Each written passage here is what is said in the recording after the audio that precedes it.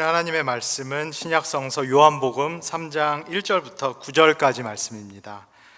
제가 봉독하도록 하겠습니다. 그런데 바리새인 중에 니고데모라 하는 사람이 있으니 유대인의 지도자라. 그가 밤에 예수께 와서 이르되 랍비여, 우리가 당신은 하나님께로부터 오신 선생인 줄 아나이다. 하나님이 함께 하시지 아니하시면 당신이 행하시는 이 표적을 아무도 할 수 없음이니이다. 예수께서 대답하여 이르시되 진실로 진실로 내게 이르노니 사람이 거듭나지 아니하면 하나님 나라를 볼 수 없느니라. 니고데모가 이르되 사람이 늙으면 어떻게 날 수 있사옵나이까? 두 번째 모태에 들어갔다가 날 수 있사옵나이까? 예수께서 대답하시되 진실로 진실로 내게 이르노니 사람이 물과 성령으로 나지 아니하면 하나님의 나라에 들어갈 수 없느니라. 육으로 난 것은 육이요 영으로 난 것은 영이니 내가 내게 거듭나야 하겠다 하는 말을 놀랍게 여기지 말라. 바람이 임으로 불매 내가 그 소리는 들어도 어디서 와서 어디로 가는지 알지 못하나니 성령으로 난 사람도 다 그러하니라. 니고데모가 대답하여 이르되 어찌 그러한 일이 있을 수 있나이까? 아멘. 잠깐 한 번 더 기도하도록 하겠습니다. 하나님 좀 감사합니다. 오늘 우리를 이렇게 주의 전에 모이게 하여 주시고 함께 예배드리게 하여 주셔서 감사합니다. 함께 하나님의 말씀을 나눌 때 그 말씀이 우리를 향한 또 나를 향한 하나님의 말씀으로 들릴 수 있도록 우리를 축복하여 주시옵소서. 무엇보다도 나를 향한 하나님의 그 진심을, 그 마음을 느낄 수 있도록 우리 모두를 축복해 주옵소서. 감사드리며 예수님의 이름으로 기도합니다. 아멘. 네, 안녕하세요. 네, 지난 주일 처음 인사드린 송인서 전도사라고 합니다. 보통 목사님들은 이제 할렐루야 이렇게 이제 인사를 하시는데 저는 아직 전도사이기도 하고 그래서 할렐루야 인사하는 게 아직 이렇게 입에 배지가 않았어요. 그래서 제가 오히려 학교에서 수업을 시작할 때 우리 학생들에게 안녕하세요 이렇게 인사하는 것이 훨씬 더 익숙하고 좀 편안하고요. 그리고 안녕하세요, 안녕하세요라는 이 인사말이 히브리어 샬롬이라는 말과 의미가 맞닿아 있다라는 생각이 듭니다. 샬롬의 뜻 다 아시죠? 샬롬 뜻이 뭐죠? 아신다고 하셨는데 평안이죠. 평안. 그러니까 안녕하세요라는 단어와 샬롬, 평안하세요라는 단어와 이렇게 뜻이 통한다 싶습니다. 그래서 개인적으로 저는 안녕하세요라는 인사말을 너무너무 좋아하고요. 2025년 새해가 시작된 지도 이제 8일 정도 지났어요. 1월 8일인데요. 우리 성도님들 그간 또 안녕하시고 평안하셨는지요? 이렇게 안녕과 또 평안의 인사를 나누고 있는 여러분께 드리고 있는 저도 사실은 그렇게 안녕하고 평안하지는 못합니다. 저는 제가 이렇게 빨리 오렌지 가나안 교회에 와서 사역을 시작하게 될지를 전혀 몰랐어요. 전혀 예상을 못하고 있었고요. 아시다시피 들으신 분 계시겠지만은 저는 신학교에서 교수 사역을 지금도 계속 하고 있고요. 교수 사역을 한 지 지금 10년이 됐어요. 10년이 됐고 LA에 살았기 때문에 LA에 있는 미국 교회에서 사실은 제가 사역 장로로 섬겼거든요. 여기 장로님들 계신데 저도 미국 교회에서 사역 장로로 8년을 섬겼습니다. 그래서 한인교회에 와서 제가 전임 전도사 사역을 한다라는 것이 저에게도 참 큰 결정이었고요. 그리고 저희 가족에게도 사실은 이제 큰 결정이었는데요. 그래서 좀 기도하고 차분하게 하나님의 뜻을 구하고 좀 천천히 생각하면서 마음과 좀 각오를 다잡자 이런 생각을 하고 있었는데 지난해 이제 12월 말에 김인철 목사님께서 전화를 주셨어요. 그래서 만나자고 하셔가지고 나갔는데 이제 목사님께서 교회 사정이 생겨가지고 1월 달에, 그러니까 올해 1월 달에 제가 빨리 들어와서 좀 사역을 했으면 좋겠다라는 그런 말씀을 해주셨습니다. 물론 그 자리에서 너무 당황을 했고요. 제가 한 번도 안 가본 교회에, 그리고 제가 김희철 목사님도 밖에서 한 2번 정도밖에 안 뵀거든요. 한 번도 안 가본 교회에 제가 이렇게 선뜻 결정하는 게, 이렇게 큰 결정을 하는 게 이게 맞는 건가 상당히 이제 고민이 됐는데, 물론 이제 제 주관적인 느낌이었겠죠. 근데 교회 왔으면 좋겠다, 와주셨으면 좋겠다라는 그때 김인철 목사님의 말씀이 저에게는 하나님의 부르심처럼 이렇게 느껴지더라고요. 이게 하나님께서 와서 제가 해야 될 일이 있구나라는 생각이 들었어요. 그래서 지난주에 처음 이렇게 왔는데 최상준 목사님께서 이제 와서 도우라 이 설교 제목으로 말씀해 주실 때 이것도 또 나에게 하시는 말씀이구나, 그런 말씀으로 이렇게 이제 받았습니다. 그리고 이제 지난주에 주일날 제가 왔는데요, 교회 오니까는 더 예상하지 못한 일이 발생했다라는 것을 저도 교회에 도착해서 그 아침에 들었는데요, 아까 이 목사님이 기도해 주신 것처럼 그 아침에 김인철 목사님께서 사고를 당하셨다라는 어떤 그 소식을 그날 아침에 이렇게 들었습니다.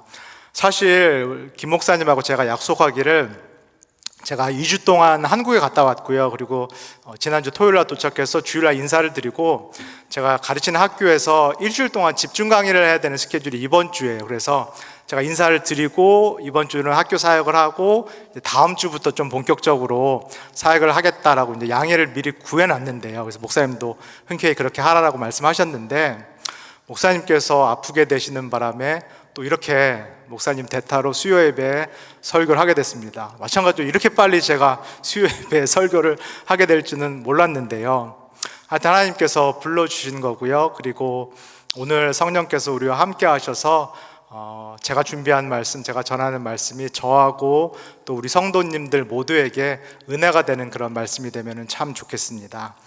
제가 김동숙 전사님께 여쭤봤어요. 어떻게 본문을 정하고 어떻게 하는 건지. 제가 뭐 하나도 모르니까요. 그랬더니 우리 전사님께서 이 오렌지 가나안 교회는 생명의 삶 그 큐티집 그 본문 순서를 따라가면서 설교를 한다라고 말씀을 해주셨어요. 그래서 오늘 1월 8일 수요일 본문인 요한복음 3장 1절에서 9절의 말씀을 본문으로 가지고 왔고요. 말씀을 저희가 나누기 전에 제가 우리 성도 여러분들께 한번 질문을 드려볼게요. 큐티 하시는 분들 아마 많으실 텐데요, 성경을 읽으시거나 아니면 큐티를 하실 때 그날의 본문의 말씀이 나의 삶에 구체적으로 적용하고 또 의미를 찾고 은혜를 받는 게 쉬우세요? 아니면 어려우세요?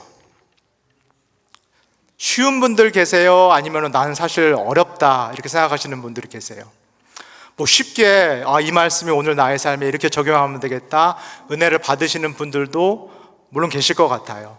근데 많은 경우에서 저도 포함되고요, 많은 경우에 이 본문을 구체적으로 나의 삶에 어떻게 적용해야 될까, 내가 어떻게 의미를 찾고 은혜를 받아야 될까, 어려움을 겪고 또 고민을 겪으시는 분들이 참 많을 텐데요, 한번 같이 생각을 해볼게요. 왜 그럴까요? 은혜를 받고자 적용하고자 큐티를 하는데 그게 생각보다 쉽지 않은 이유가 왜일까요?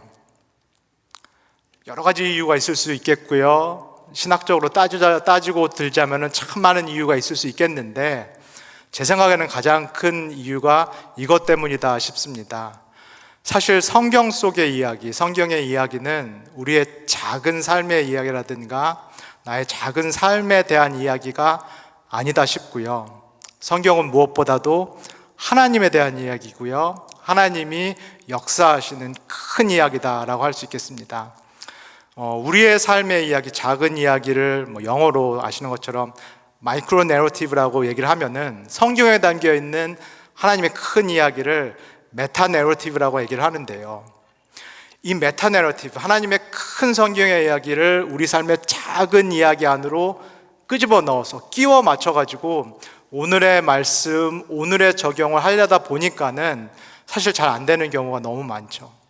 그래서 큐티를 해놓고도 나름대로 의미를 적용하고 은혜를 받았다라고 해도 이게 맞게 한 건가?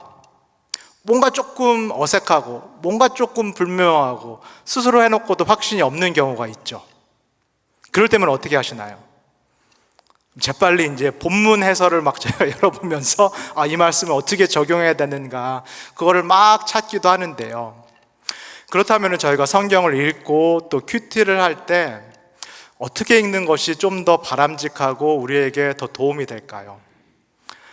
반대로 해보시면 어떨까라는 생각이 들어요. 성경의 큰 이야기, 하나님의 큰 이야기를 나의 삶의 작은 이야기 안에 이렇게 꾸겨 넣기보다는 오히려 나의 삶의 작은 이야기를 하나님의 이야기, 성경이 담고 있는 하나님의 이 메타 내러티브 안에 이렇게 집어넣어 모든 것이 우리에게 훨씬 더 유익하리라, 이것이 훨씬 더 바람직한 성경 읽기요 또 큐티 방법이라는 생각이 듭니다. 오늘 본문, 오늘 함께 읽은 이 본문도 그와 같은 방식으로 한번 저희가 읽고 들어봤으면 좋겠습니다. 이 말씀을 계속 같이 읽을 텐데요. 읽으면서 이 이야기 안으로, 이 성경 본문 안으로 한번 같이 들어가 보시면 좋겠습니다. 이 성소 속에 있는 하나님의 새로운 세계 안으로 우리가 같이 들어간다라는 느낌으로 말씀을 읽고 들어주셨으면 좋겠습니다. 오늘 본문이 요한복음 3장 1절에서 9절인데요. 그 전장, 큐티를 하신 분들은 다 아실 거예요. 그 전장 요한복음 2장을 보시면은 이 장면의 장소와 지금 시간이 어디신지를 알 수 있어요. 지금 장소는 예루살렘이고요. 그 다음에 시간은 유월절 절기가 막 끝난 그런 시점으로 보이죠. 예수님께서는 주로 어디서 사역을 많이 하시죠? 예수님이 예루살렘에 그렇게 자주 가신 건 아닌데요. 성경에 따라서 예수님이 보통 어디서 사역을 많이 하시죠? 갈릴리, 그렇죠? 디베라 바다라고도 부르고 갈릴리 바다라고 부르는 갈릴리 지역에서 예수님께서 주로 사역을 하시는데요. 예수님도 유대인이셨기 때문에 유대인의 3대 명절 중 제일 큰 명절 중에 하나인 이 유월절을 지키시기 위해서 지금 예루살렘으로 들어오셨고 성전에 가셨고요. 여러분들이 다 아시는 성전을 청결케 하시는 그런 일을 하셨고, 그 당시 유대인들에게는 정말로 받아들이기 어려운, 믿기 힘든 그런 예언을 하셨는데요. 2장의 내용이요. 어떤 예언을 하셨죠? 이 성전이 허물어질 것이다. 그리고 새로운 성전이 세워질 것인데, 새로운 성전에서 너희들이 하나님을 만날 것인데, 그 새로운 성전이 어디다? 또는 누구다? 바로 나다. 죽고 부활한 내 몸이 하나님의 집이 될 것이다. 하나님의 만나는 곳이 될 것이다 라는 그 예언을 예수님께서 2장에서 하셨죠. 그리고 2장 말미에 보면은 예수님께서 기적을 베푸셨다, 표징을 베푸셨다라는 그런 이야기가 있어요. 이 니고데모도 유대인이었고요. 오늘 본문의 주인공 니고데모도 그렇기 때문에 예루살렘 성전에서 예수님의 말씀을 들었을 거고요. 그 다음에 예수님께서 베푸시는 여러 표징과 또 이적들을 직접 눈으로 보았는데요. 그 니고데모가 오늘 같이 읽은 3장 1절과 9절의 본문에서 이제 등장을 합니다. 제가 3장 1절과 2절을 다시 한번 읽을 텐데요. 우리 성도님들이 제가 말씀드린 대로 내가 그 세계로 들어간다, 내가 지금 이 이야기 안으로 들어가서 니고데모와 예수님이 나누는 그 대화를 내가 옆에서 보고 그리고 옆에서 바로 듣는다라는 마음으로 한번 들어보시면 좋겠습니다. 3장 1절에서 2절 말씀입니다. 그런데 바리새인 중에 니고데모라 하는 사람이 있으니 유대인의 지도자라. 그가 밤에 예수께 와서 이르되 랍비여, 우리가 당신은 하나님께로부터 오신 선생인 줄 아나이다. 하나님께서 함께 하시지 아니하시면 당신이 행하시는 이 표적을 아무도 할 수 없음이니이다. 잘 들으셨죠? 지금 니고데모가 예수님에 대해서 한 이 이야기가 맞는 이야기인가요? 아니면 틀린 이야기인가요? 맞는 이야기인가? 다시 한번 제가 질문 드려볼게요. 맞는 이야기인가요? 아니면 틀린 이야기인가요? 맞는 이야기인가요? 틀렸다라고 생각하시는 분 안 계신가요? 그러면 완전히 맞는 얘기인가요? 부분적으로만 맞는 얘기인가요? 그렇죠. 맞는 이야기도 있는데 완전히 맞다라고 보기는 어렵고 부분적으로 옳은 이야기를 했다라고 말할 수 있을 것 같아요. 니고데모는 다른 사람들은 못 알아봤는데 예수님이 어디서부터 왔다? 누구로부터 보내심을 받았다? 하나님으로부터 보내심을 받았다라는 것을 나는 안다, 이렇게 얘기를 했고요. 하나님이 지금 예수님과 함께 계시기 때문에, 그 이유 때문에 예수께서 여러 표징과 이적들을 행하고 계심을 나는 안다 라고 이야기를 하고 있어요. 근데 말씀하신 것처럼 이 니고데모가 안다라는 것이 여전히 부분적인 이유는 무엇일까요? 왜 그렇죠? 니고데모가 예수님을 랍비요, 선생님 이렇게 말하고 있기 때문이죠. 랍비, 선생님 또는 위대한 예언자시군요, 이렇게 얘기를 하고 있는데요. 이렇게 말하는 니고데모의 지금 의중, 성경에 안 나와 있죠? 이 마음은 어떤 마음이었을까요? 랍비요, 선생님이요. 이렇게 말하면서 니고데모가 지금 속에 담고 있는 마음이 어떤 마음이었을까요? 내가 당신을 아는데 당신이 분명 하나님께서 보내신 분이고 위대한 선생이고 랍비고 예언자지만은 나도 누구다? 나도 유대인 랍비고 나도 유대인 선생인데 이 마음을 아마 갖고 있었으리라 싶어요.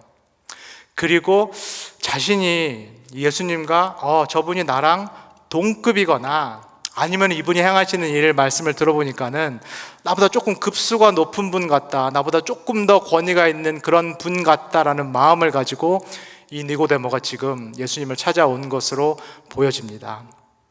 계속 한번 저희가 생각해 볼게요. 성경에 나와 있지 않기 때문에 저희가 자세히 이 성경 행간을 읽어야 되는데요, 이 니고데모가 이 야밤에 왜 예수님께 나왔을까요?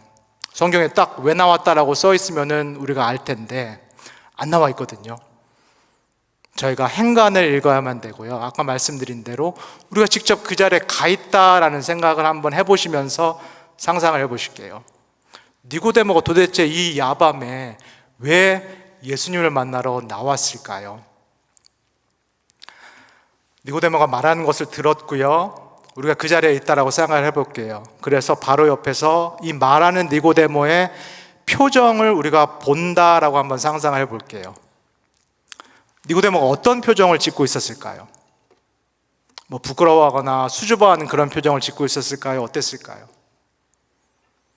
제 생각에는 상당히 자신감에 찬 표정을 짓고 있었으리라 싶습니다.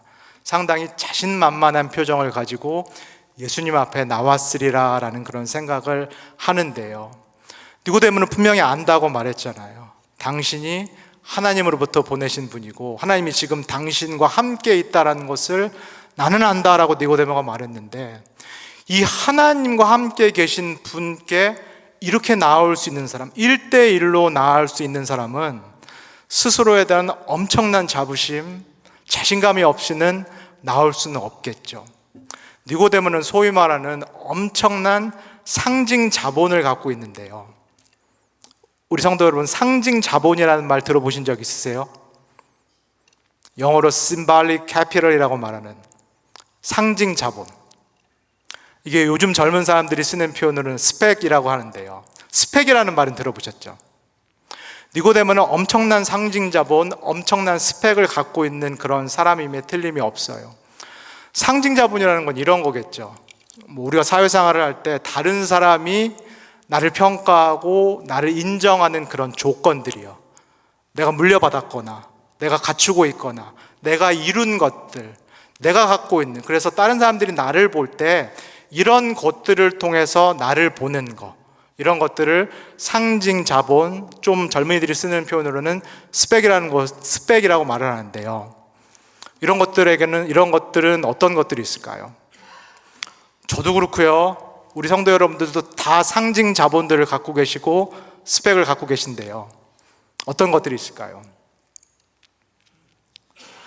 물질이 될 수 있겠고요, 돈도 될 수 있겠고요, 직업도 될 수 있겠고요, 지위도 될 수 있겠고요, 학력도 될 수 있겠고요, 내가 갖고 있는 차가 될 수도 있겠고요, 그걸 다른 사람이 보기 때문에요, 내가 사는 집이 될 수 있겠고요, 내가 입는 옷이 될 수 있겠고요, 여러 가지 것들이 우리를 다른 사람들에게 보여지는, 다른 사람들이 저 사람이 저걸 갖고 있기 때문에 이런 사람이다라고 평가할 수 있는 그런 것들이 있어요. 예를 들면 저 같은 경우는 어떤 상징 자본을 갖고 있을까요? 어떤 스펙을 갖고 있을까요? 네. 제가 이렇게 보여도 석사학위가 2개가 있고 박사학위를 갖고 있고 교수 사역을 10년을 한 교수 경력이 있는 이제 그런 저는 상징 자본을 갖고 있고요. 이런 상징 자본, 이런 스펙을 제가 갖고 있기 때문에 사실은 밖에서 이것 때문에 제가 인정을 받고 이것 때문에 평가를 받는 게 사실이죠. 그러면은 니고데모는 어떤 상징 자본, 어떤 스펙을 갖고 자신만만하게 지금 예수님 앞에 이 밤에 찾아 나왔을까요? 유대인들로부터 존경받는 지도자, 그러면 어떻게 살았는지를 충분히 저희가 상상해 볼 수 있겠죠. 그 다음에 율법을 가르칠 뿐만 아니라 율법을 철두철미하게 지키는, 회당에서 가르치는 랍비, 유대교 선생님. 아마 니고데모는 지금까지 살아온, 과거부터 지금 현재까지 살아온 자신의 삶 전체가 상징 자본, 스펙으로 여기고 예수님 앞에 나왔으리라 싶어요. 다른 누구보다도, 유대인들 그 누구보다도 철저하게 율법적으로 살았고, 윤리적으로 살았고, 도덕적으로 살았고, 영적으로 살았다라는 확신을 갖고 있는 이 인물이 니고데모고요. 이 니고데모가 이 엄청난 자산을 가지고 지금 예수님 앞에 이 밤에 1대1로 이렇게 서 있는데요. 이 니고데모에게 예수님께서 3절에서 이렇게 말씀을 하십니다. 제가 3절을 읽어볼게요. 예수께서 대답하여 이르시되 진실로 진실로 내게 이르노니 사람이 거듭나지 아니하면 하나님의 나라를 볼 수 없느니라. 진실로 진실로 내게 이르노니 사람이 거듭나지 아니하면 하나님의 나라를 볼 수 없느니라. 니고데모가 어땠을 것 같으세요? 우리가 말씀드린 대로 바로 옆에서 지금 듣고 보고 있다라고 상상을 해보면요, 상당히 당황했으리라 싶습니다. 자신의 엄청난 이 상징 자산을 가지고 지금까지의 그 경건한 삶, 윤리적인 삶, 책 잡힐 것 없는 삶을 가지고 예수 앞에 나온 이 니고데모인데, 예수님은 그것에 대해서 이런 반구도 없으세요. 그거에 대해서 아무 말씀도 안 하세요. 그거를 어우 잘했다, 오우 대단하다, 정말 멋있다 이렇게 평가하지를 않으세요. 그걸 기대하고 왔는데요, 그 평가를 듣기 위해서 니고데모가 왔는데요, 예수님이 그거에 대해서는 하나 언급이 없으세요. 그러면서 하시는 말씀이 진실로 진실로 내게 이르노니 사람이 거듭나지 아니하면 하나님의 나라를 볼 수 없느니라 라고 얘기를 합니다. 전혀 예상치 못했던 말, 전혀 기대하지 못했던 이 예수님의 이 말을 듣고 아마 니고데모의 눈동자가 이렇게 흔들렸을 것 같아요. 상당히 자신감을 가지고 나왔는데 예수님의 이 말씀을 듣고 상당히 속으로 당황했을 것 같아요.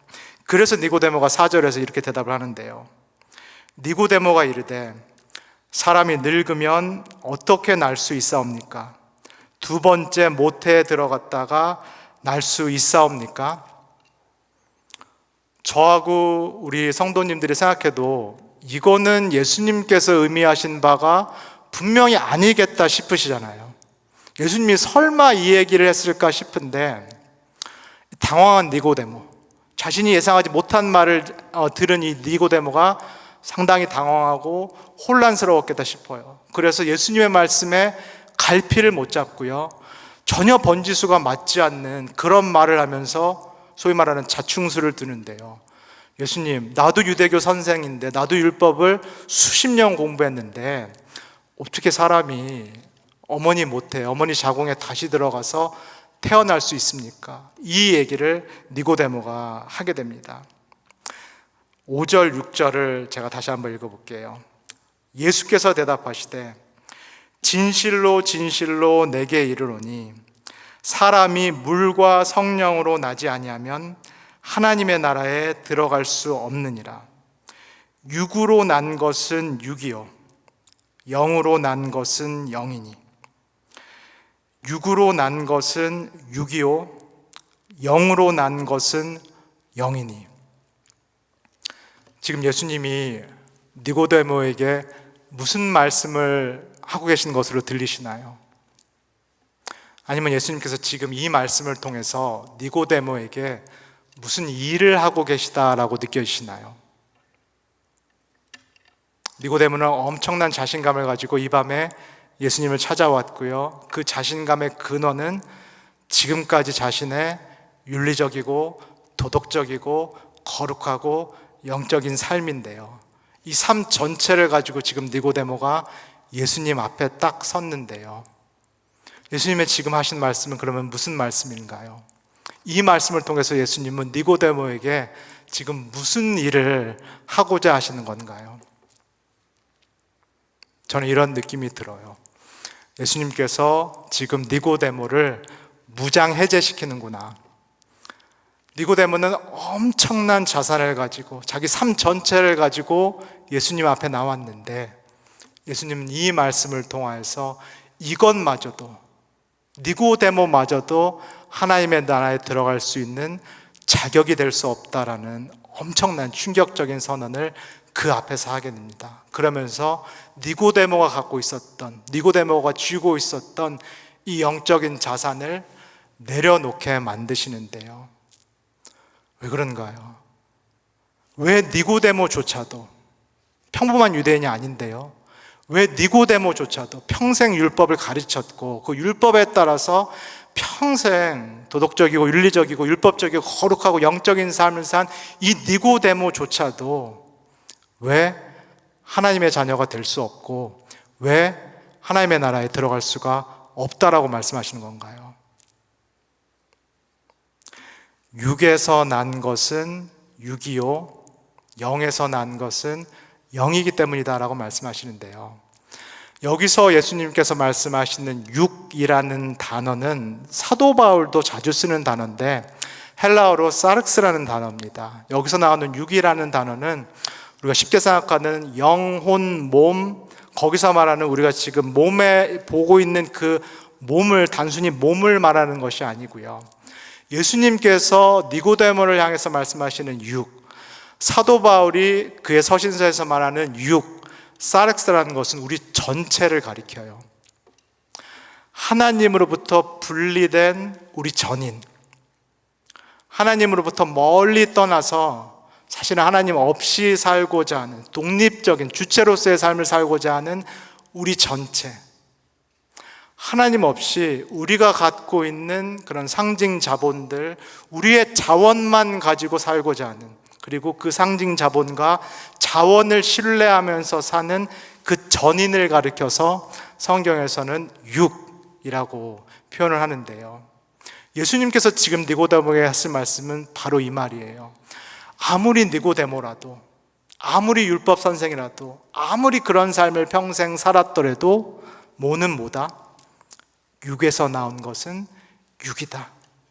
아무리 거룩한 것이라도 육에서 나온 것, 이 존재 자체가 육일 경우에는 하나님 나라에 들어갈 수 없다라고 말씀합니다. 계속해서 우리가 이 자리에 서 있다라고 상상해 볼게요. 처음에는 이 자신만만했던 니고데모가 왜 저래 싶기도 했다가 예수님께서 가차없이 니고데모를 한 곳으로 몰아가시는 거거든요. 정말로 빠져나갈 구멍 없이 예수님께서 심지어는 옆에서 지켜보고 있는 듣는 우리가 가혹할 정도로 니고데모를 한 곳으로 몰아가시고 그를 완전히 무장해제시켜 버리시는데요, 예수님이 도대체 니고데모에게 왜 이렇게 하셨을까요? 왜 이렇게 가혹하게 심하게 니고데모에게 하셨을까요? 제가 8절을 읽어볼게요. 바람이 임의로 불매 내가 그 소리는 들어도 어디서 와서 어디로 가는지 알지 못하나니 성령으로 난 사람도 다 그러하니라. 성령으로 난 사람도 다 그러하니라. 정말로 하늘로부터 내려오는 생명을 얻기 위해서는 물과 성령으로 거듭나고 하나님으로부터 온 사람이 되기 위해서, 그래서 하나님의 자녀가 돼서 하나님 나라에 들어가기 위해서는 우리가 갖고 있는 모든 상징 자본들, 우리가 지금까지 쌓아 올린 모든 스펙들을 먼저 내려놓을 수 있어야 되기 때문입니다. 그것을 내려놓지 못하고는 절대로 하나님의 나라에 들어갈 수 없기에 예수님께서는 가혹할 정도로 심하게 니고데모를 몰아세웠는데요, 가혹할 정도로 니고데모를 몰아세우면서 육으로 난 것은 육이요 영에서 난 것은 영이다라고 예수님께서 말씀을 하고 계십니다. 예수님께서 니고데모를 꾸짖거나 니고데모가 지금까지 쌓아 올린 것을 단순히 무시하거나 니고데모의 사회적 지위나 명성을 단순히 아무것도 아니다라고 무너뜨리기 위해서 하신 것이 아닌데요, 사실 지금 니고데모는 그 누구도 얻을 수 없는 정말로 귀한 기회, 정말 하나님의 자녀가 될 수 있고 정말 하나님의 나라에 들어갈 수 있는 그 누구도 얻을 수 없는 그 절대절명의 기회를 얻고 있는 건데요, 왜 그렇죠? 눈앞에 누가 계시기 때문에요? 눈앞에 예수님이 계시잖아요. 눈앞에 지금 하나님이 1대1로 독대를 할 수 있는 정말로 유일무이한 기회를 지금 니고데모가 얻은 건데요.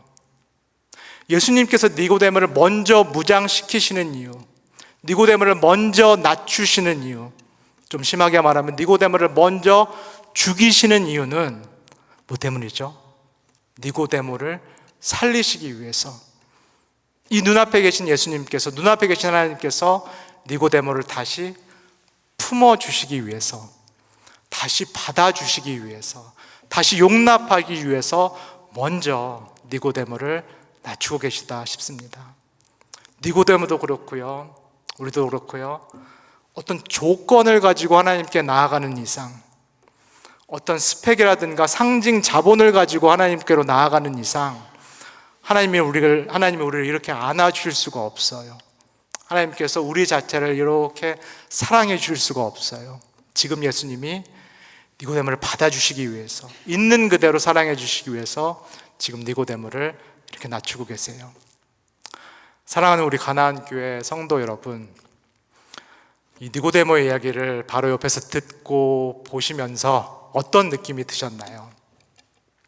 니고데모가 나와 또 우리와 많이 다르다 이렇게 느끼셨나요? 아니면은 니고데모가 그 거듭나지 못한 그 사람, 여전히 자기의가 강하고 자아가 세고 여전히 고집이 세고 자기의, 자기윤리, 도덕을 내세우는 그 사람 닮았어, 그런 느낌, 그런 생각이 드셨나요? 아니면 우리 여러분들 중에 근데 니고데모가 사실 좀 나랑 비슷한 것 같아, 우리랑 비슷한 것 같아, 이런 생각 드신 분 혹시 계신가요? 니고데모처럼 사실은 저도 그렇고 우리가 다 상징 자본이 있고요, 스펙이 있고요, 특별히 우리 신앙인들에게는 영적인 상징 자본들이 있고 영적인 스펙들이 있는데요, 우리가 처음에 예수를 믿고 거듭날 때는 은혜를 통해서 거듭났다, 내 공로가 없다라고 그렇게 믿으면서 신앙생활을 하는데, 신앙생활을 쭉 하다 보면 뭐가 쌓이죠? 영적인 스펙이 쌓아가집니다. 신앙 연수가 길어지고요, 직분이 올라가고요, 나름대로 이 정도면 좀 거룩해진 거 아닌가, 이 정도면 좀 내 삶이 이전과는 다르게 조금 더 성화된 거 아닌가, 이런 느낌이 들면서 영적 자산이 차곡차곡 쌓인다라는 그런 느낌이 드는데요, 그러나 우리가 하나님 앞에 나아갈 때는 이 영적 자산으로 나아갈 수가 없겠습니다. 우리가 이 땅에 사는 한, 우리가 이 땅에서 사는 한 여전히 우리 안에 니고데모가 있다라는 것을 인정하지 않을 수 없겠는데요, 세상에서도 우리가 스펙과 나의 자산을 가지고 사람들에게 인정받고 평가받기를 원하는 그 마음이 사실은 은연중에 내가 교회 생활 가운데 무엇보다도 하나님과의 관계 안에서도 작동하는 경우가 너무 많아요.